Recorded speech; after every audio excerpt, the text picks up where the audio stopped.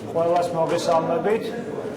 დიდი მადლობა მობრძანებისათვის. დღეს ჩვენ წარმოგიდგენთ ეკონომიკისა და მდგრადი განვითარების სამინისტროს 3 წლის ანგარიშს. მინდა აღნიშნო, რომ ყველაზე დიდი მიღწევა, რა თქმა უნდა, რაც ჩვენ ამ 3 წელიწადში გვქონდა, ეს იყო ევროპასთან თავისუფალი სავაჭრო შეთანხმების ხელშეკრულების ხელმოწერა. მნიშვნელოვანია ის, რომ ამ პერიოდის მანძილზე და ამ ხელშეკრულებამ ჩვენ გაგვიხსნა 500 მილიონიანი სამომხმარებლო ბაზარი. 2012 წლიდან 2015 წლამდე მნიშვნელოვნად შეიცვალა საქართველოს საერთაშორისო ბაზრების წილობრივი სტრუქტურა რეგიონალურ ჭრილში. მინდა მოგახსენოთ, რომ ევროკავშირში ექსპორტი 81% და მისი წილი მთლიან ექსპორტში 15-დან 21%-მდე გაიზარდა. აქვე მინდა აღნიშნო, რომ პრეფერენციული რეჟიმების არეალის გაფართოება საქართველოს მთავრობის და ეკონომიკის სამინისტროს ერთ-ერთი ძირითადი ამოცანა არის. ამ წუთში ჩვენი სამინისტრო მუშაობს ევროპის თავისუფალი ვაჭრობის ასოციაციის ქვეყნებთან თავისუფალი ვაჭრობის შეთანხმების ხელმოწერაზე. ეს დამატებით კიდევ 14 მილიონიანი ბაზარია. მინდა აღნიშნო, რომ ნოემბრის შუა რიცხვებში ჩვენ დავიწყებთ მოლაპარაკებებს ჩინეთის სახალხო რესპუბლიკასთან, რომელიც დამატებით კიდევ 1,4 მილიონიან ბაზარს მოგცემს. მთლიანობაში მას შემდეგ, რაც ჩვენ დავასრულებთ აღნიშნულ მოლაპარაკებებს, საქართველოს თავისუფალი ვაჭრობის ხელშეკრულებები გაფორმებული ექნება მსოფლიო მოსახლეობის 1/3-თან. აქვე მინდა აღნიშნო, რომ ექსპორტის სახალისების კუთხით ჩვენ მნიშვნელოვანი ღონისძიებები გავატარეთ. პირველ რიგში, რა თქმა უნდა, სამოქმედო გეგმა, რომელიც გვაქვს ევროკავშირთან თავისუფალი ვაჭრობის შეთანხმების იმპლემენტაციისათვის ამ მიმართულებით ყოველდღიურად იდგმება ნაბიჯები. ასევე მინდა აღნიშნო, რომ ამ პერიოდის მანძილზე არაერთ საერთაშორისო გამოფენაზე ვიმყოფებოდით. ყავდა წაყვანილი ძალიან ბევრი კომპანია, 55 კომპანიაზე მეტმა მიიღო მონაწილეობა, ხოლო ხელშეკრულებები მხოლოდ ამ გამოფენების მეშვეობით, რაც იქნა გაფორმებული, $10 მილიონ-ზე მეტი ღირებულების არის.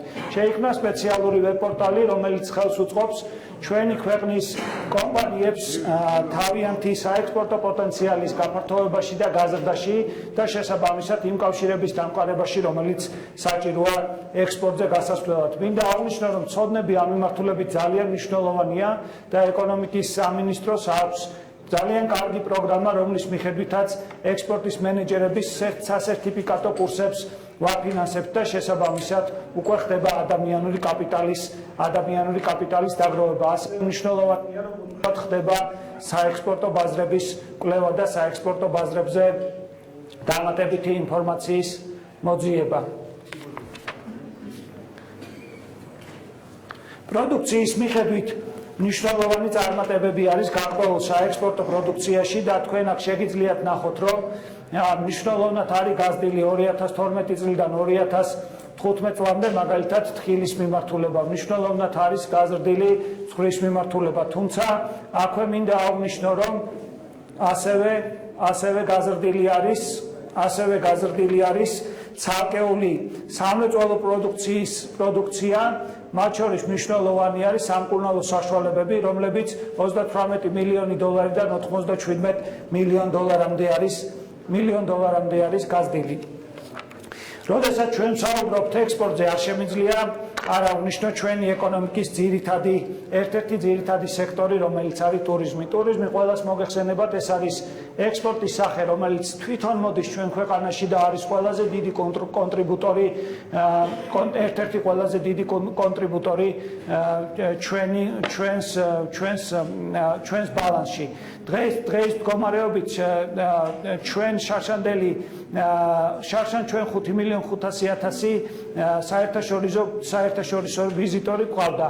ხოლო 9 თვის მანძილზე ჩვენ გვაქვს ზრდა და ეს ზრდა 12,6%-ია. შემოსავლები, რომელიც ჩვენ გვაქვს საერთაშორისო ტურიზმიდან, ჩვენს მიმდინარე ანგარიში $1,800 მილიონ აღწევს და შესაბამისად ეს ერთ-ერთი ყველაზე, როგორც უკვე აღნიშნე, ყველაზე დიდი კონტრიბუტორია. ბოლო წლების მანძილზე ტურიზმის მიმართულებით მნიშვნელოვანი ინვესტიციები განხორციელდა. 2014 და 2015 წელს გაიხსნა არაერთი მაღალი კლასის სასტუმრო, გაიხსნა რუმსი თბილისში, გაიხსნა Best Western თბილისში, გაიხსნა Rixos-ი ბორჯომში, გაიხსნა Hilton-ი ბათუმში, გაიხსნა Mercury თბილისში. საერთო ჯამში მხოლოდ 2014 და 2015 წელს 73-ზე მეტი განთავსების ობიექტი გაიხსნა, რამაც 5084 საწოლი ადგილი შეადგინა. აქვე მინდა აღვნიშნო, რომ უკვე წამოწყებული და მიმდინარე მშენებლობები 2015-2017 წელს რაც უნდა დასრულდეს, კიდე დამატებით 40-მდე განთავსების ობიექტს მოგვიტანს და აქედან სულ მცირე 18 არის ძალიან მაღალი კლასის სასტუმრო და ეს კიდე დამატებით იქნება 5000 საწოლი ადგილი და 5000 ოთახი. მინდა აღვნიშნო, რომ ვინაიდან ჩვენ ვსაუბრობთ ტურიზმზე, ძალიან მნიშვნელოვანია ის ინიციატივები, რომელიც არის წამოწყებული და მინდა დიდი მადლობა გადაუხადო ბატონ გიორგი კვირიკაშვილს, რომლის მეთაურობითაც ყველა ეს პროგრამა იყო დაწყებული, რაზეც მე ახლა დღეს თქვენ ანგარიშგაბარებთ. მათ შორის მნიშვნელოვანი ინიციატივები იყო მთის კურორტების მიმართულებით. თქვენ მოგეხსენებათ, რომ ჯამში მთელი ამ პერიოდის მანძილში და შემდგომ კიდევ 2 წელიწადში ჩვენ საბოლოოდ 100 მილიონ ევრომდე ინვესტიციებს განვახორციელებთ მხოლოდ მთის კურორტების ინფრასტრუქტურაში, რაც თავისთავად მოიტანს დამატებით 500 მილიონი ევროს ინვესტიციებს. მნიშვნელოვანი ინფრასტრუქტურული გაუმჯობესებები გვაქვს ჩვენ როგორც გუდაურის მიმართულებით, ასევე ბაკურიანის მიმართულებით.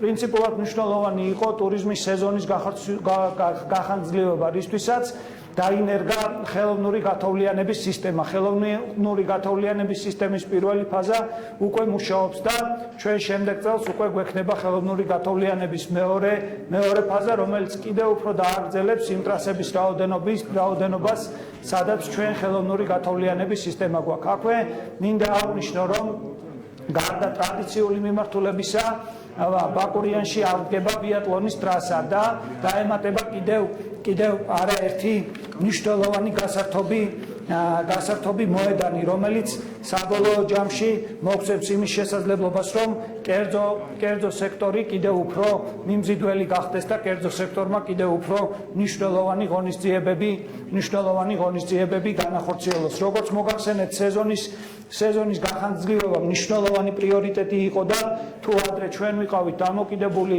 თოვლზე, წლევანდელ წელს ჩვენ სულ ყველას გეპატიჟებით ბაკურიანში და ჩვენ 13 დეკემბერს შევეცდებით, რომ გავხსნათ სეზონი.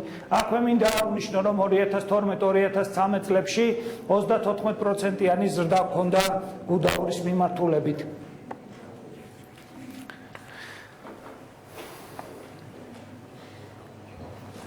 გამომდინარე იმ ინვესტიციებიდან და იმ კლიმატიდან, რომელიც ჩვენ საქართველოში გვაქვს, არაერთ მნიშვნელოვან გამოცემაში მოხვდა საქართველო, როგორც წარმატებული ქვეყანა და მიმზიდველი ქვეყანა ტურისტებისთვის და შესაბამისად, როგორც თავში უკვე მოგახსენეთ, ეს ყველაფერი რა თქმა უნდა აისახა იმ ციფრებზე, რომელიც ციფრებით ჩვენ გვაქვს. როგორც მოგახსენეთ, ეს იყო 5.400.000 საერთაშორისო ვიზიტორი, რომელიც ჩვენ გვყავდა წლის დასაწყისში, ხოლო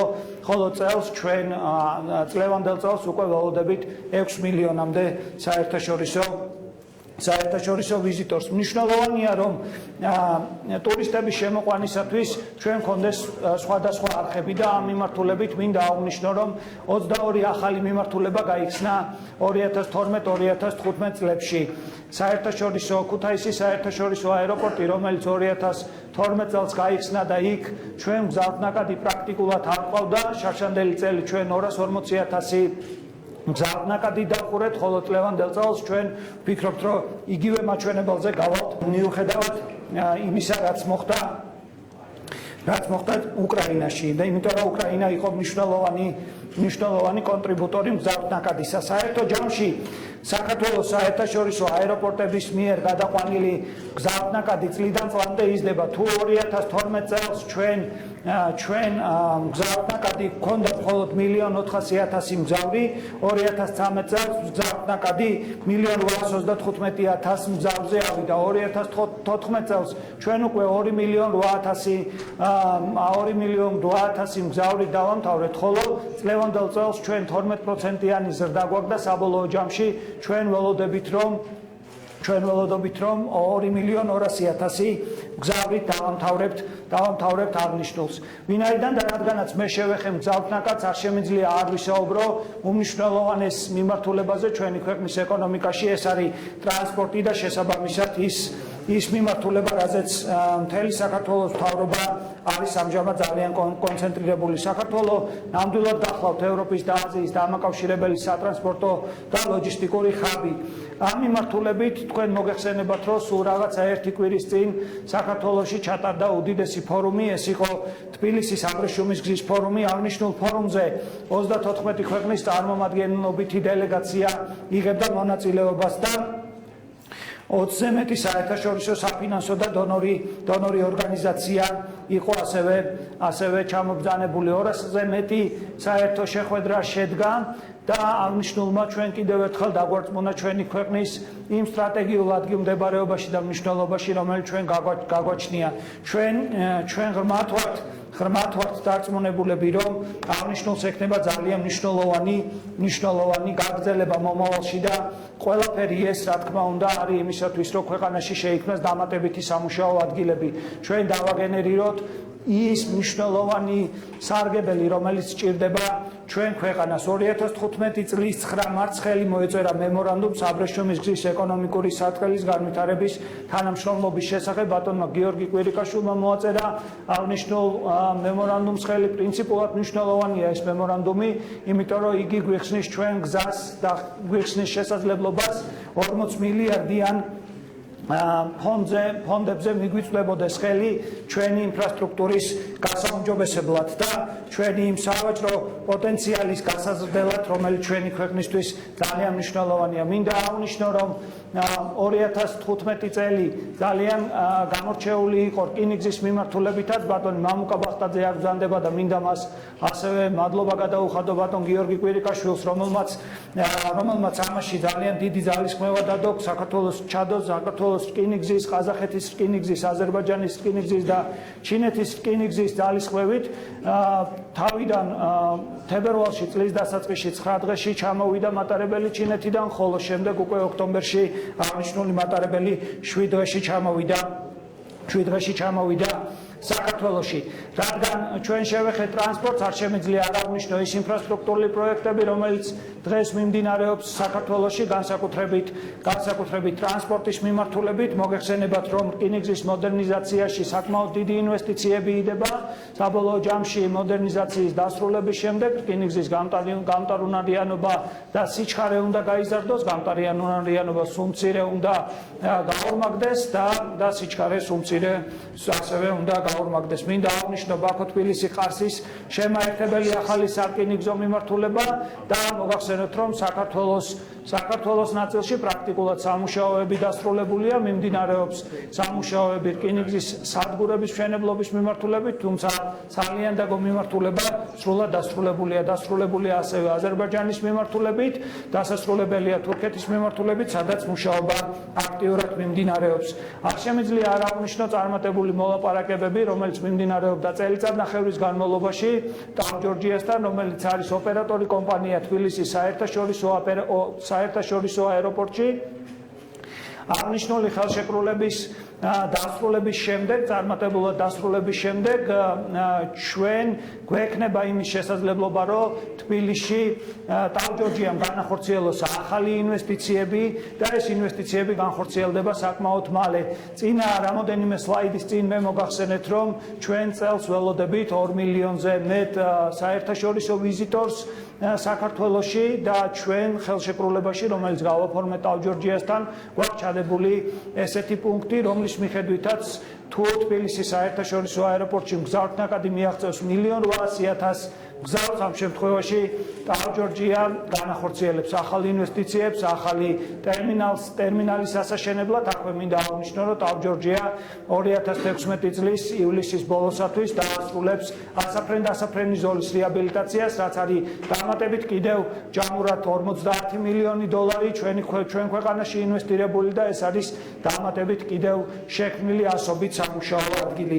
ღრმაწყლოვანი პორტი, რომელიც უნდა აშენდეს ანაკლიაში, არის ის ძირითადი მიმართულება, რამაც ჩვენ ქვეყანას უნდა შეუცვალოს და კიდევ უნდა გააძლიეროს მისი გეოპოლიტიკური მნიშვნელობა.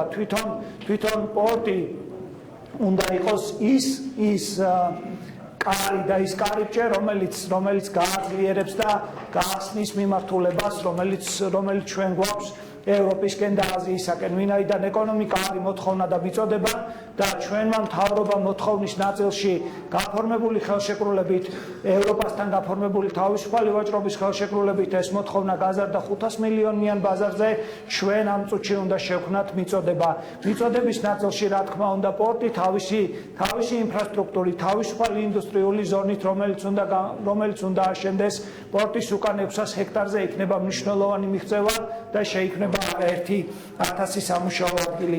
როდესაც ჩვენ ვსაუბრობთ პორტზე და როდესაც ჩვენ ვამბობთ, რომ ეს იქნება ერთ-ერთი მნიშვნელოვანი ინვესტიცია, არ შემიძლია არ აღნიშნო ის მიღწევები, რომელიც ჩვენ გვაქვს პირდაპირ უცხოურ ინვესტიციებში. შაშანდელი წელი მართლაც გამორჩეული წელი იყო, ჩვენ 1,750 მილიონზე მეტი პირდაპირ უცხოური ინვესტიციები მოვიზიდეთ ქვეყანაში და ის პროექტები, რომელზეც მე მოგახსენეთ, არის ზუსტად ის პროექტები, სადაც აღნიშნული იყო განხორციელებული, მათ შორის სასტუმროებში, მათ შორის გზებში, მათ შორის რკინიგზაში, მათ შორის პორტებში. აქვე მინდა აღნიშნო ენერგეტიკის მიმართულება, ბატონი კახი აგზანდება, მინდა აღნიშნო სოფლის მეურნეობის მიმართულება, მინდა აღნიშნო ინფრასტრუქტურის მიმართულება.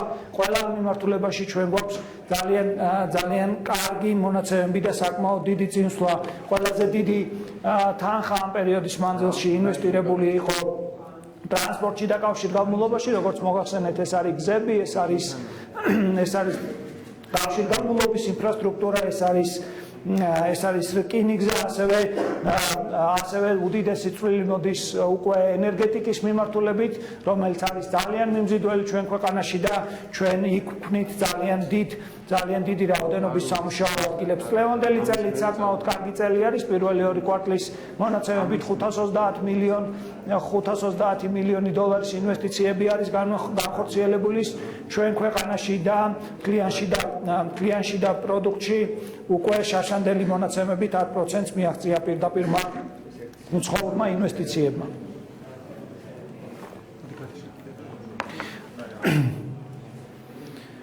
როდესაც ჩვენ ვსაუბრობთ პირდაპირ უცხოურ ინვესტიციებზე, არ შემიძლია არ აღვნიშნო და არ შევეხო სახელმწიფო ქონების გონივრულ განკარგვას, მათ შორის პრივატიზების ნაწილს.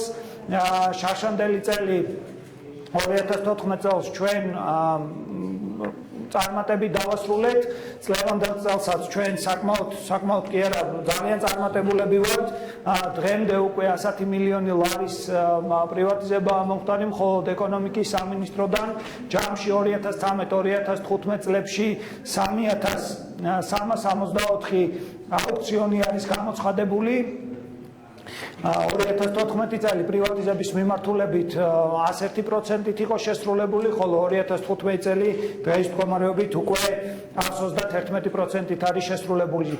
მინდა აღნიშნო, რომ ასევე ძალიან მნიშვნელოვანი მიმართულება იყო ჩვენი დევნილებისათვის უსასყიდლოდ გადასაცემი ქონება მთელი ამ პერიოდის მანძილზე 2013 წლიდან 2015 წლამდე 10,273 დევნილ ოჯახს გადაეცა საკუთრებაში ქონება, რაც ძალიან მნიშვნელოვანია ჩვენი ქვეყნისათვის. აქვე მინდა აღნიშნო სახელმწიფო საწარმოების ოპტიმიზაციის მიმართულება ამ პერიოდის მანძილზე 490 საწარმოდან ჩვენ 202 საწარმოზე ჩამოვედით და ეს პრინციპულად მნიშვნელოვანი მიმართულებაა ჩვენთვის, რათა სახელმწიფო საწარმოების რაოდენობა შემცირდეს და მაქსიმალურად მოხდეს მათი განკერძოება იმ შემთხვევაში, თუ მათი განკერძოება შესაძლებელია და იმ შემთხვევაში, თუ ისინი სრულად არაეფექტურები არიან, მაშინ მოხდეს მათი უკვე ლიკვიდაცია და შემდგომში რეორგანიზაცია. რამოდენიმე მნიშვნელოვანი პროექტი წამოვიწყეთ სახელმწიფო საკუთრების ინვენტარიზაციის მიმართულებით. მინდა აღვნიშნო, რომ 2013 წელს წამოწყებული სახელმწიფო ქონების ინვენტარიზაციის პროექტი ძალიან წარმატებული აღმოჩნდა.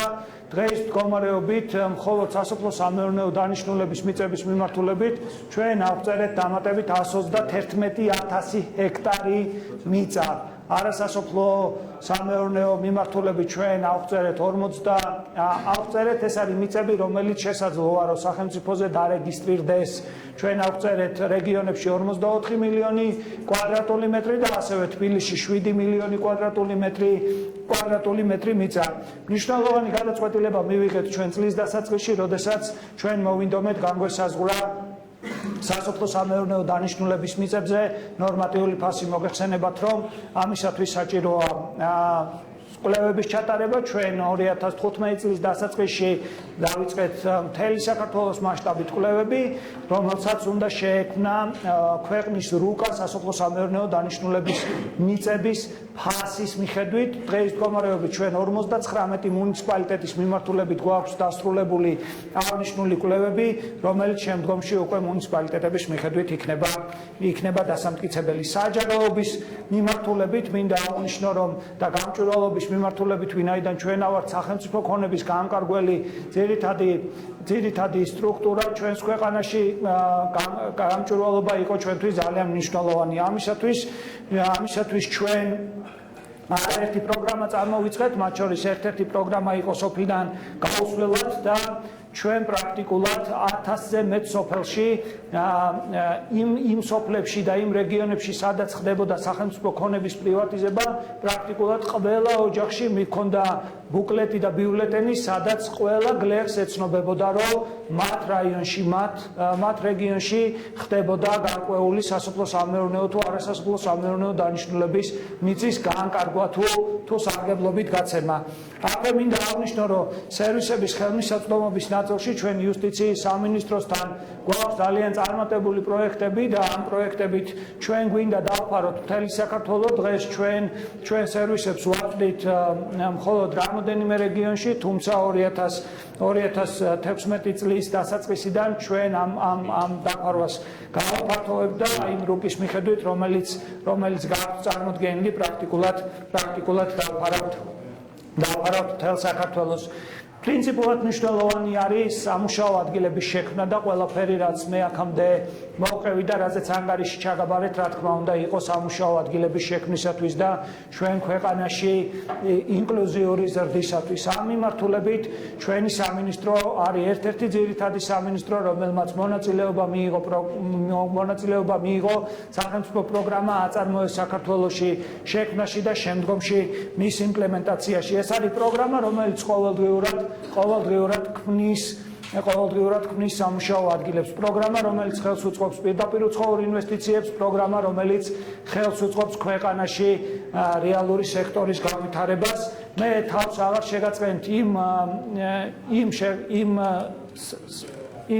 იმ შედგენილი კომპონენტებით, რომელიც თვითონ პროგრამას აქვს. თუმცა მოკლედ რომ შევეხო, ჩვენ ვაკეთებთ კომერციულ ბანკებში პროცენტის თანადაფინანსებას, ჩვენ ვაკეთებთ თანაუზრუნველყოფას, ანუ რისკის გაზიარებას ვაკეთებთ კომერციულ ბანკებთან, ასევე საინვესტიციო ვალდებულებებით გადავცემთ სახელმწიფო ქონებას და ასევე უწევთ საკონსულტაციო მომსახურებას და დახმარებას კონსულტაციებში. ჯამურად მხოლოდ ინდუსტრიული მიმართულებით, იმიტომ რომ ბატონი ოთარი შემდგომში უკვე აუცილებლად თავის შემაჯამებელში აუცილებლად მოგახსენებთ, რამდენად დიდი მიღწევებია სოფლის მეურნეობის მიმართულებით, მარტო ინდუსტრიული მიმართულებით 117 პროექტი არის დღეს უკვე განხორციელებული და შემდგარი. აწარმოეს საქართველოს მიმართულებით ინვესტიციების რაოდენობა, რომელიც დააგენერირა ამ 117 პროექტმა, ეს არის 305 მილიონი სესხების პორტფელი, რომელიც შეიქმნა, ეს არის 158 მილიონი ლარი და სახელმწიფო ქონება, რომელიც იყო გადაცემული, ეს არის 48 ქონება. საბოლოო ჯამში ეს არის 6600-ზე მეტი სამუშაო ადგილი. მინდა მოგახსენოთ, რომ პრინციპულად მნიშვნელოვანი იყო გაგვიანალიზებინა თუ რა ეფექტს იძლევა ყველა დახარჯული ლარი, რომელიც დახარჯა სახელმწიფომ საბოლოო ჯამში სესხების პორტფელის გენერირებაზე და ინვესტიციების პორტფელის გენერირებაზე. მინდა მოგახსენოთ, რომ ერთი ლარი, რომელიც სახელმწიფომ დახარჯა ერთმა ლარმა დააგენერირა სადღაც 5.3 ლარი სასესხო პორტფელი და 7.4 ლარი ჯამური ინვესტიციები, რაც მერწმუნეთ, რომ საკმაოდ კარგი მაჩვენებელია წახალისებისათვის. აქვე მინდა აღნიშნო მიკრომეწარმეობის მიმართულება, რომელიც ასევე ძალიან მნიშვნელოვანი მიმართულებაა. მიკრომეწარმეობის მიმართულებით ჩვენ პრაქტიკულად თანადაფინანსებით გრანტებს გავცემთ. მთელი შინაარსი მიკრომეწარმეობის მიმართულების მდგომარეობს იმაში, რომ ჩვენ ვასწავლით პირველ რიგში უნარებს, მეწარმეობის უნარებს და ამ მიმართულებით 6000-მდე მეწარმე დაისწავლის მეწარმეობის უნარებს, რაც ძალიან მნიშვნელოვანია. 3000-მდე მიკრომეწარმე დაფინანსდება და საბოლოო ჯამში შეიქმნება 5000-ზე მეტი სამუშაო ადგილი. მთელი საქართველო არის მოცული მიკრომეწარმეობის მიმართულებით: აჭარა, გურია, სამეგრელო, ზემოსვანეთი, კახეთი, მცხეთა-მთიანეთი, შიდა ქართლი, სამცხე-ჯავახეთი, ქვემო ქართლი, იმერეთი, რაჭა-ლეჩხუმი და ქვემო სვანეთი ყველგან ავართ შესულები და ჩვენ ვფიქრობთ, რომ ეს პროგრამა ასევე ძალიან წარმატებული იქნება. დაგეგმილი პროექტები, რომლებმაც ასევე დამატებითი პირდაპირ უცხოური ინვესტიციები უნდა შემოიტანონ ქვეყანაში, დამატებითი სამუშაო ადგილები უნდა შექმნან. ეს არის სასტუმრო ინდუსტრიის ხელშეწყობა რეგიონში. აქაც ჩვენ ვფიქრობთ, რომ ჩვენ მოვახდენთ კომერციულ ბანკში საპროცენტო განაკვეთის თანადაფინანსებას, ასევე რისკის გაზიარებას, ანუ თანაუზრუნველყოფას და დავაფინანსებთ ასევე ფრანჩაიზინგის გადასახადს საერთაშორისო ბრენდების მიმართულებით. კინოწარმოებაში გვაქვს საკმაოდ კარგი ინიციატივები კულტურის სამინისტროსთან ერთად. ესეთი პროგრამები მსოფლიოს ბევრ ქვეყანაში არსებობს და პრინციპულად მნიშვნელოვანია ესეთი პროგრამის ჩვენს ქვეყანაში განხორციელება, ასევე იმიტომ, რომ ეს არის კიდევ დამატებითი სამუშაო ადგილები, ეს არის კვალიფიციური კადრის გაზრდის შესაძლებლობა და ჩვენ ვფიქრობთ, რომ აქაც ჩვენ საკმაოდ წარმატებული ვიქნებით და საკმაოდ დიდი რაოდენობის ინვესტიციებს მოვიზიდავთ. მინდა აღნიშნო, რომ წარმოების განვითარების მიმართულებით გვაქვს ძალიან კარგი მიღწევა. საქართველოში დღეს შესაძლებელი არის ავტომობილების წარმოება საერთაშორისო სტანდარტის მინიჭებით. აქამდე ჩვენ ამის შესაძლებლობა არ ჰქონდა. თუ თქვენ საქართველოში ავტომობილს აწარმოებდით, თქვენ მას ეგრეთ წოდებულ ვინკოდს ვერ მიანიჭებდით და შესაბამისად მას თქვენ საერთაშორისო ბაზარზე ვერ გაიტანდით ვერც იმ მარაგ ნაწილებს, რომელიც ავტომობილს სჭირდებოდა. ჩვენ 2015 წლის 10 მარტს შევერთდით ამ კონვენციას და შესაბამისად საქართველოში დღეს არის შესაძლებელი როგორც ავტომობილის მარაგ ნაწილების წარმოება, ასევე თვითონ ავტომობილის წარმოება. ეს კიდევ ერთი გადადგმული ნაბიჯია იმისაკენ, რომ ჩვენ ქვეყანაში კიდევ უფრო მეტი სამუშაო ადგილები შეიქმნას და მეტი უცხოური ინვესტიციები შემოვიდეს. მინდა აღნიშნო მნიშვნელოვანი რეფორმა, რომელიც განხორციელდა ჩვენს ქვეყანაში. ქალბატონ ნინო ქუბინიძე აქ არის, მინდა მას მადლობა გადაუხადო. ციფრული მაუწყებლობაზე გადავედით. ჩვენ ეს გავაკეთეთ წელიწად ნახევარში და ნამდვილად ერთ-ერთი ყველაზე წარმატებული ქვეყანა ვართ, რომელმაც ყველაზე მოკლე პერიოდში მოახერხა ციფრულ მაუწყებლობაზე გადასვლა. შედეგი აქედან არის შემდეგი: ეს არის ციფრული მაუწყებლობის დივიდენდი, ეს არის გამონთავისუფლებული სიხშირე, რომელიც შემდგომში უკვე მოხდა მისი აუქციონზე და ტენდერზე გატანა. ამ მიმართულებით ქვეყანაში 300 მილიონი ლარი შემოსავალი შემოვიდა და შესაძლებელი გახდა, რომ მეოთხე თაობის ინტერნეტი, ანუ LTE დანერგილიყო, გამონთავისუფლდა ეს სიხშირე. ხოლო უკვე იმ მიმართულებას, რასაც ქვია თვითონ ტელერადიო სიგნალი, აქ მანამდე სანამ ჩვენ ვიყავით ანალოგურ მაუწყებლობაზე, ეს იყო საკმაოდ შეზღუდული შესაძლებლობა. ქვეყანაში შესაძლებელი იყო მხოლოდ 13 არხის მაუწყებლობა, ხოლო დღეს უკვე ციფრულზე გადასვლის შემდეგ თქვენ შეგიძლიათ სტანდარტულ გარჩევადობაში უკვე იმაუწყებლოთ 95 არხზე მეტი, რაც ნიშნავს იმას, რომ ჩვენ შეგვიძლია ჩვენს მოსახლეობას მივაწოდოთ ხარისხიანი სიგნალი. აქ არის საუბარი უფასო მაუწყებლობაზე, ანუ იმაზე, რომ ჩვენმა მოსახლეობამ მიიღოს სატელევიზიო სიგნალი უფასოდ, თუმცა რა თქმა უნდა იქ არის ნაწილი, რომელშიც კომერციულ ოპერატორს შეუძლია ასე ვთქვათ ფასიანი არხები კონდეს. მინდა ბატონ ბრუნო ბალვანერას გადაუხადო დიდი მადლობა აღნიშნულ რეფორმაში ხარდაჭერისთვის, იმიტომ რომ IBRD იყო ერთ-ერთი ძირითადი კონტრიბუტორი, რომელმაც აღნიშნული რეფორმა განგვახორციელებინა. დღეს ჩვენ ვიმყოფებით საქართველოში პირველ ტექნოლოგიურ პარკში. ჩვენ ძალიან მოვინდომეთ, თქვენ ხედავთ, რომ შენობა დაუმთავრებელია, მაგრამ ძალიან მოვინდომეთ თქვენი აქ მოპატიჟება.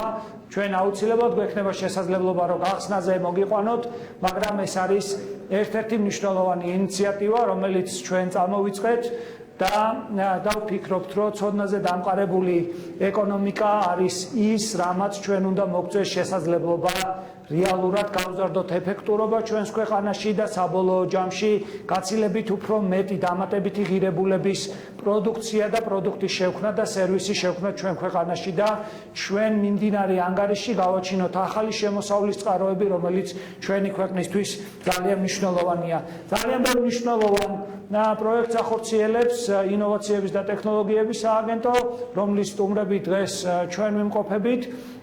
მათ შორის ალბათ ერთ-ერთი ყველაზე მნიშვნელოვანი მიმართულება იქნება ის მიმართულება, რომელიც წამოვიწყეთ და შემდეგ 2 წელიწადში განხორციელდება. ეს არის მთელი ქვეყნის ოპტიკურ-ბოჭკოვანი კაბელით დაფარვა, რაც მერწმუნეთ, რომ ძალიან მნიშვნელოვანია. ეს არის ინტერნეტზე წვდომა მთელი ქვეყნის მოსახლეობისათვის, თუმცა არანაკლებ მნიშვნელოვანია იმ საზოგადოებრივი ინოვაციების ცენტრების შექმნა, რომელიც ჩვენა გვაქვს დაგეგმილი და ასევე ის სამრეწველო ლაბორატორიები, რომელიც ჩვენ შარშან უკვე შევქმნით, 3 უნივერსიტეტთან ერთად განხორციელდა აღნიშნული ლაბორატორიების შექმნა, რომელიც აძლევს შესაძლებლობას უკვე ახალგაზრდებს, რომ მათ თავისი იდეა პროტოტიპამდე მიიყვანონ ძალიან სწრაფად, ძალიან მალე და შეხედონ რამდენად შესაძლებელია, რომ აღნიშნული პროტოტიპი ცხოვრებაში იყოს დანერგილი. როგორც მოგახსენეთ, საზოგადოებრივი ინოვაციების ცენტრების ფორმირება გვაქვს ჩვენ დაგეგმილი, ეს არის 500-მდე საზოგადოებრივი ინოვაციების ცენტრი ბიბლიოთეკების ბაზაზე. პრინციპულად მნიშვნელოვანია, როდესაც ჩვენ ვამბობთ, რომ ჩვენ შევეცდებით და მივიტანთ ინტერნეტს ჩვენ მოსახლეობამდე, ის რომ ინტერნეტის მოხმარების შესაძლებლობა გქონდეს ჩვენს მოსახლეობას და მათ იცოდნენ სწორად ამ ინტერნეტის მოხმარება ამ მიმართულებით. ეს იქნება ის ცენტრები, სადაც ჩვენ მოსახლეობას ჩვენ მაქსიმალურად ვასწავლით, თუ როგორ უნდა მიიღოთ მათ სარგებელი ინტერნეტის მოხმარებიდან, მათ შორის ისეთი მოხმარებიდან, როგორც არის ელექტრონული კომერცია. არ შემიძლია არ შევეხო თანხმედრით გრანტებს, რომელიც განხორციელდა მსოფლიო ბანკის დახმარებით და ზოგადად მსოფლიო ბანკს გადაუხადო დიდი მადლობა აღნიშნულში დახმარებისათვის. ჩვენ შარშან პირველად საპილოტო პროექტი გავუშვით, სადაც თანხმედრითი გრანტები გავეცით ინოვაციურ პროექტებზე. ეს იყო 50,000 ლარამდე გრანტები. საბოლოო ჯამში 100-მდე პროექტი შემოვიდა, საიდანაც 19 დაფინანსდა და დღეს შემიძლია მოგახსენოთ, რომ 19-ვე პროექტი არის წარმატებული. 19-ვე პროექტმა შექმნა დამატებითი სამუშაო ადგილები და ჩვენ აუცილებლად გვექნება მომავალში აღნიშნული პროექტის განვითარება. მნიშვნელოვანი რეფორმები, რომელიც იყო წარმოწყებული და რომელიც აუცილებლად უნდა გაგრძელდეს, ალბათ ერთ-ერთი ყველაზე მნიშვნელოვანი რეფორმა ეს არის საპენსიო რეფორმა, რომელმაც ქვეყანაში უნდა შექმნას დანაზოგების სწორი მოდელი, ასევე უნდა შექმნას ჩვენთვის რა ძალიან მნიშვნელოვანია, ეს არის ეგრეთ წოდებული გრძელი ლარი, შესაძლებლობა იმისა, რომ ქვეყანაში გაჩნდეს ლარის ცესხების დამატებითი შესაძლებლობა. ექსპორტის დაკრედიტების მიმართულება, რომელიც არის წამოწყებული და საპარტნიორო ფონდის ქვეშ არის დამუშავებული პროექტი კაპიტალის ბაზრის განვითარება, რომელიც არის მნიშვნელოვანი შემადგენელი ნაწილი იმისათვის, რომ ფინანსებზე ხელმისაწვდომობა რაც შეიძლება მეტი მიმართულებით იყოს, ასევე არის პროექტი, რომელიც პრაქტიკულად ბოლოში არის მიყვანილი და განვითარების კორპორაცია, რომელიც ასევე მნიშვნელოვანი პროექტია. მინდა აღნიშნო, რომ თქვენ თუ გადახედავთ ისტორიას, ბოლო 50 წლის განმავლობაში თქვენ ვერ ნახავთ პრაქტიკულად ვერც ერთ წარმატებულ ქვეყანას, ვისაც არ ჰქონდა ინდუსტრიული პოლიტიკა. ინდუსტრიული პოლიტიკის ნაწილში ბატონმა გიორგიმ წარმოიწყო მნიშვნელოვანი რეფორმების გარდა კონკრეტული ნაბიჯები, მან შექმნა ინდუსტრიული ჯგუფი, რომელმაც კონკრეტულად ბოლო 1 წლის მანძილზე უკვე მოახერხა ის, რომ პრაქტიკულად 80 მილიონი დოლარის საინვესტიციო პროექტები დაამუშავა, საიდან რომელმაც უნდა შექმნას კიდე დამატებით 1000 სამუშაო ადგილი ქვეყანაში. და აქ არის ჩამოთვლილი ის მიმართულებები, რა მიმართულებითაც აღნიშნული ინდუსტრიული ჯგუფი მუშაობს და აქვე მინდა აღნიშნო, რომ არაერთი პროექტი დღეს უკვე დაფინანსებულია და მოწყობილია.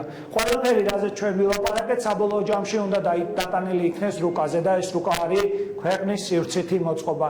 ქვეყნის სივრცითი მოწყობის მიმართულებით მნიშვნელოვანი შესწავლები იქნა განხორციელებული და საბოლოო ჯამში ახლა ჩვენ უკვე ვართ იმ პროცესში, როდესაც შევარჩევთ იმ ძირითად კონტრაქტორ კომპანიას, რომელიც უნდა მოგვეხმაროს ქვეყნის სივრცითი მოწყობის მოდელის აღებაში. თავის თავში ეს არის ყველა ის ფენა, რომელიც არის ძალიან მნიშვნელოვანი ქვეყნისათვის, ეს არის სეისმიკა, ეს არის კურორტები და ტურიზმი, ეს არის გარემოს დაცვა, ძეგლთა დაცვა, ტრანსპორტი, კომუნიკაციები, ენერგეტიკა და ბევრი სხვა. საბოლოო ჯამში ჩვენ მივიღებთ რუკას, რომელიც იქნება ჩვენი ქვეყნის გზამკვლევი შემდგომი ბევრი წლის განმავლობაში, თუ როგორ უნდა განვითარდეს ჩვენი ქვეყანა და როგორ უნდა მოხდეს მისი განვითარება. მინდა აღნიშნო, რომ ამ ნიშნული პროექტის ფარგლებში ჩვენ უკვე რამოდენიმე კონკრეტული პროექტი განვახორციელებთ, მათ შორის ძალიან წარმატებული პროექტები იყო ვარძია ოლადას კულტურული ლანდშაფტის ქალაქმშენებლობის დოკუმენტის შექმნა. ამ მიმართულებით აქ არის სადღაც 1000-მდე კულტურული მემკვიდრეობის ძეგლი. ეს არის ერთ-ერთი მნიშვნელოვანი რეგიონი ჩვენი ქვეყნის და მას გააჩნია ძალიან მნიშვნელოვანი ტურისტული პოტენციალი. საბოლოო ჯამში ჩვენ მივიღეთ დოკუმენტი, რომელიც აძლევს ინვესტორებს შესაძლებლობას სწორედ შევიდნენ აღნიშნულ რეგიონში და მათ აძლევს გზამკვლევს იმისას, თუ როგორ და სად უნდა მოხდეს ინვესტიციები.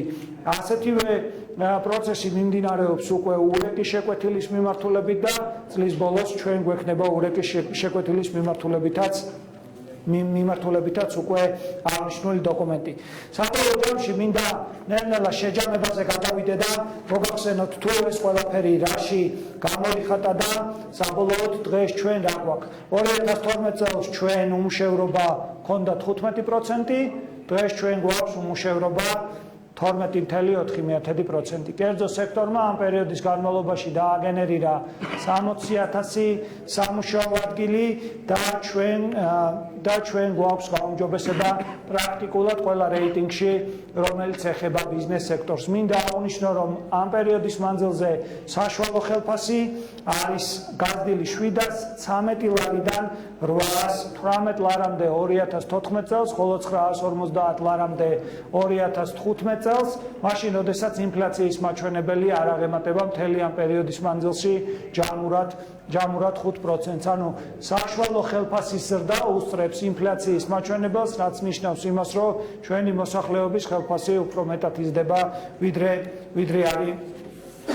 არის ინფლაცია. მინდა აღნიშნო რამოდენიმე მნიშვნელოვანი გაუმჯობესება საერთაშორისო რეიტინგებში, რომელიც არის მაჩვენებელი იმისა, თუ რამდენად ეფექტურად მუშაობს საქართველოს მთავრობა და ასევე არის მაჩვენებელი იმისა, რომ ჩვენს ქვეყანაში შეგვიძლია და შეგვწევს უნარი შევქმნათ ახალი სამუშაო ადგილები და შესაბამისად მოვიზიდოთ პირდაპირ უცხოური ინვესტიციები. პრინციპში აგერ სლაიდზე თქვენ ხედავთ, რომ გლობალური კონკურენტუნარიანობის ინდექსში ჩვენ 11 საფეხურით გავიუმჯობესეთ პოზიციები, მინდა აღნიშნო, რომ საკუთრების დაცვის მიმართულებით 74 პოზიციით გავიუმჯობესეთ ჩვენი პოზიციები და ეს არის ძალიან კონკრეტული ნაბიჯების შედეგი. ჯერ კიდევ 2013 წელს ჩვენ კონკრეტული ცვლილებები შევიტანეთ სახელმწიფო ქონების შესახებ კანონში, რამაც მოგცა მაგალითად იმის შესაძლებლობა, რომ საინვესტიციო პროექტები, რომელიც მრავლად იყო იმ პერიოდში ხელმოწერილი, მოგვეხდინა მათი გადახედვა და ამ პერიოდის განმავლობაში ჩვენ 122 საინვესტიციო პროექტი გავაცოცხლეთ საბოლოო ჯამში, რაც არის არაერთი 100 მილიონი დოლარის ინვესტიცია და შესაბამისად ხელი შეუწყwet დასაქმებას და ჩამოვართვით ინვესტორებს, რომლებიც იყვნენ კეთილსინდისიერები და რომლებსაც შეეძლოთ პროექტის გაგრძელება, არ ჩამოვართვით მას ესაკუთრება. ასევე ჩვენ შეხვდით სპეციალური კომისია, რომელიც იხილავდა სახელმწიფო ქონების და კერძო სექტორის ქონების გადაფარვას და ამ მიმართულებით საბოლოო ჯამში 700-მდე პროექტი არის განხილული და მიღებული არის გადაწყვეტილება. რაც რა თქმა უნდა აისახა კიდეც ჩვენს რეიტინგებზე და ჩვენ დღეს ხედავთ ამ რეიტინგებს. მნიშვნელოვანი არის მსოფლიო მმართველობის ინდიკატორი, სადაც ჩვენ ასევე გაუმჯობესებული გვაქვს რეიტინგები. ეს არის რეგულაციების ხარისხი 14 ადგილით, კანონის უზენაესობა 22 ადგილით, საფეხურით, ხოლო კორუფციის კონტროლი 24 ადგილით. და კვლავ საერთაშორისო რეიტინგები ეკონომიკური თავისუფლების ინდექსში ევროპის რეგიონში ჩვენ მე-11 ადგილზე ვართ და 2012 წელთან შედარებით ჩვენ 12 პოზიციით ვართ დაწინაურებული, მათ შორის კორუფციისაგან გათავისუფლების ნაწილში 11-ით, ინვესტიციების თავისუფლების ნაწილში 10-ით, მონეტარული თავისუფლებით 8 და ბიზნესის თავისუფლებით 2-ით. მე მინდა დიდი მადლობა მოგახსენოთ მობრძანებისათვის და გადაგიხადოთ კიდევ ერთხელ დიდი მადლობა.